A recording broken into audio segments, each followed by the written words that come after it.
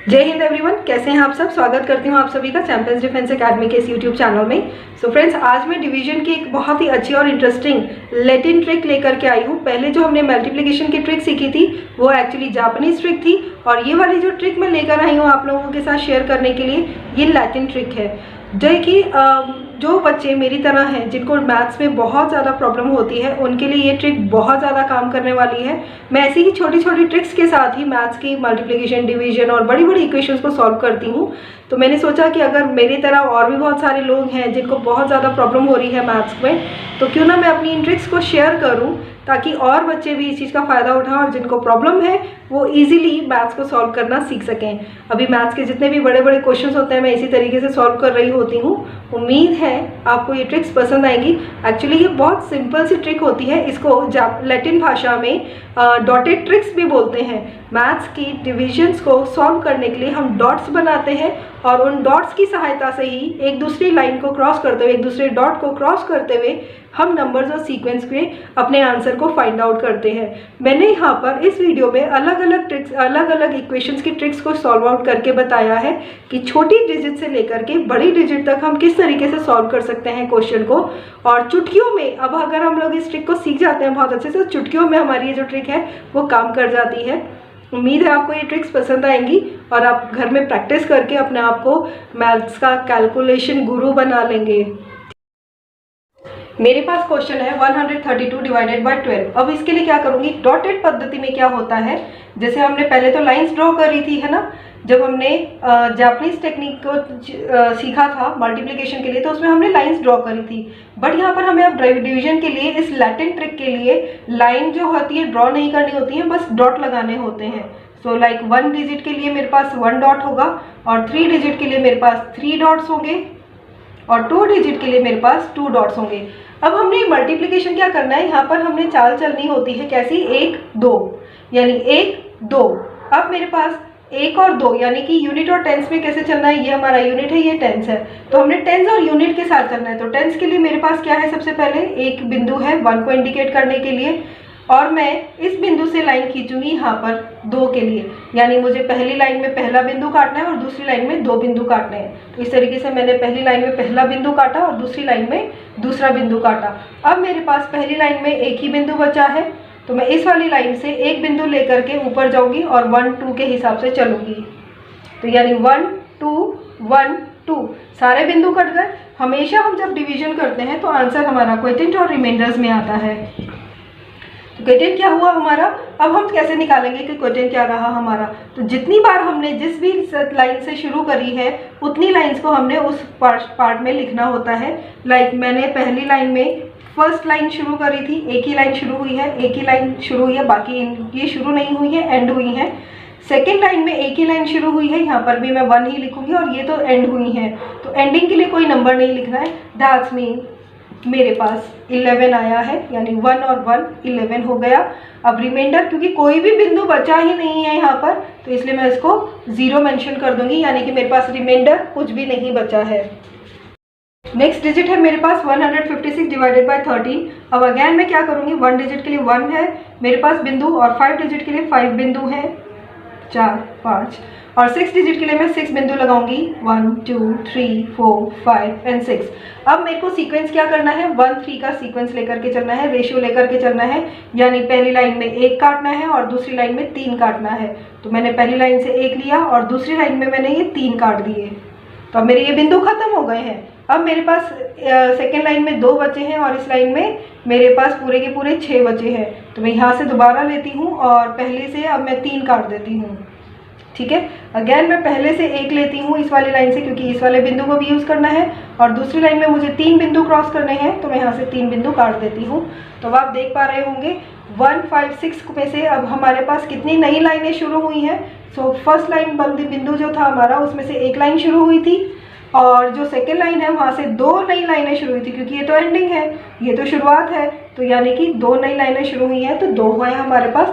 और third line से कोई नई लाइन शुरू नहीं हुई है, तो यहाँ पर कोई भी डिजिट नहीं आएगी। तो हमारा जो अब क्वोटिएंट होगा वो होगा 12, और जो रिमाइंडर है, अब कोई बिंदु बचा ही नहीं है, तो रिमाइंडर क्या होगा हमारा 0। तो ये इसका आंसर आ गया है ना। सिंपल और इजी सी ट्रिक। थोड़ी सी अब हम डिजिट को और बढ़ा लेते हैं। मेरे पास अब नेक्स्ट क्वेश्चन है 148 डिवाइडेड बाय 12। अब मैं क्या करूंगी, 1 डिजिट के लिए 1 बिंदु लगाऊंगी, 4 डिजिट के लिए 1 2 3 और 4 बिंदु लगाऊंगी, और 8 के लिए 8 बिंदु लगाऊंगी, 1 2 3 4 5 6 7 8। अब मैंने 8 बिंदु लगा दिए हैं। अब मैंने क्या डिजिट को लेकर के रन करना है, 1 और 2, यानी पहली लाइन में 1 और दूसरी लाइन में 2 बिंदुओं को काटते हुए जाना है। सिंपल है, 1 और ये हो गया 2, 1 और ये हो गया 2, अब ये हो गया 1 और ये हो गया 2। अब क्या करें, अब तो अगली लाइन में कुछ है ही नहीं, अब कैसे करेंगे।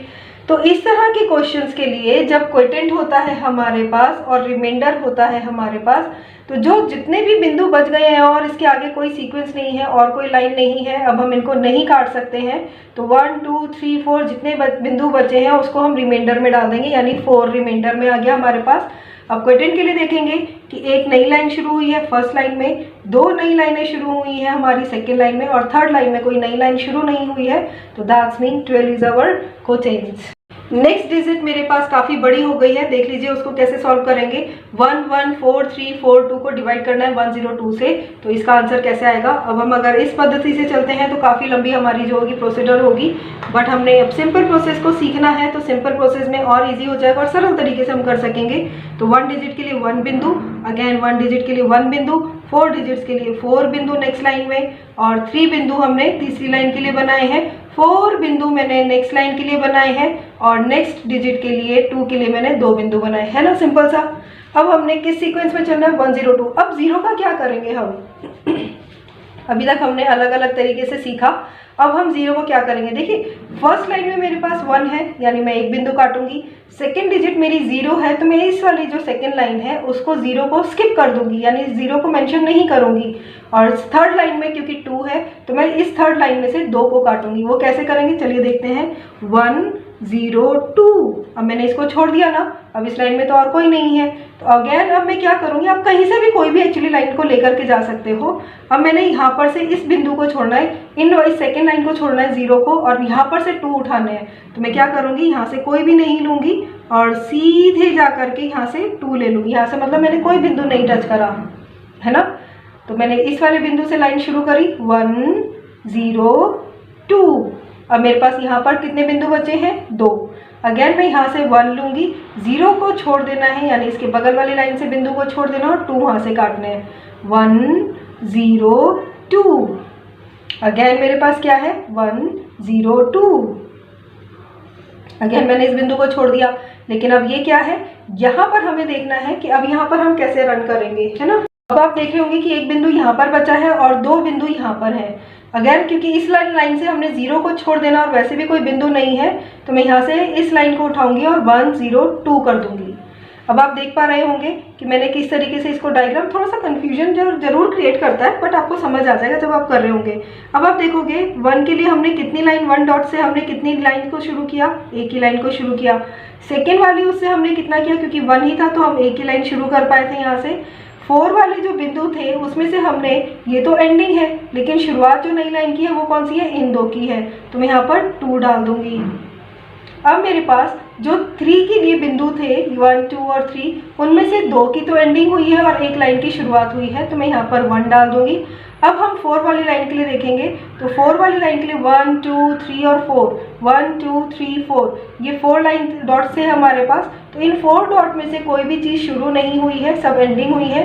और 2 डिजिट वाले जो डॉट्स थे उनमें भी कोई नई शुरुआत नहीं हुई है, तो सिंपल सी चीज़ है, यानी कि मेरा जो आंसर होगा वो होगा 1 1 2 1, यानी जो मेरा क्वोटिएंट है वो 1 1 2 1 होगा, और जो रिमाइंडर है वो ऑब्वियसली 0 है, यानी कोई भी बिंदु बचा ही नहीं है।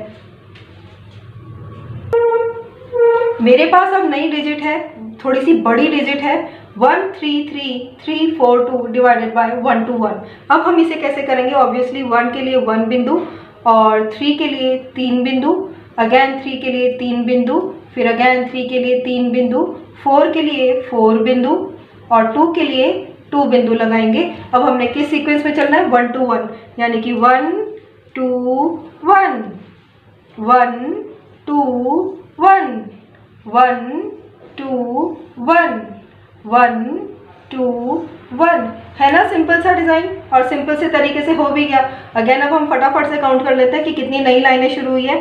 फर्स्ट लाइन में 1 लाइन शुरू हुई है, सेकेंड रो में हमारी एक ही लाइन शुरू हुई है, थर्ड रो में हमारी कोई क्योंकि ये तो 1 2 और 1 के लिए जा रही थी, तो इसका मतलब कोई भी नई लाइन शुरू नहीं हुई, तो यहाँ पर हम 0 कर देंगे। 0 क्यों करेंगे? क्योंकि अगली वाली सीरीज में जो है हमारी नई लाइन शुरू हो रही हैं, तो इसलिए यहाँ पर 0 को 0 मेंशन कर देंगे कि कोई भी नई लाइन शुरू नहीं हुई है। अब इस वाली जो 3 के लिए हमने नई लाइन शुरू करी वो 2 हुई थी, और यहाँ पर हमारी कोई नई लाइन शुरू नहीं हुई है, तो क्योंकि उसके आगे भी कोई शुरू नहीं हुई है तो इसलिए यहाँ पर 0 मेंशन नहीं करेंगे, क्योंकि कोई भी नई लाइन शुरू नहीं हुई। यहाँ पर हमने 0 इसलिए मेंशन करा क्योंकि उसके आगे नई लाइन शुरू हो रही थी, और एक भी नहीं 2 लाइन शुरू हो रही थी। तो दैट्स मीन मेरा आंसर क्या आएगा? 1 1 0 2।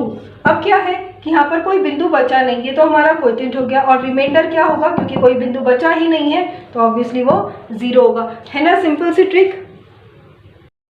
ठीक है, अगर पसंद आती है अपने दोस्तों के साथ शेयर करना ना भूलें। मिलती हूँ नए वीडियो में, तब तक के लिए अपना घर में रहें, सुरक्षित रहें। जय हिंद।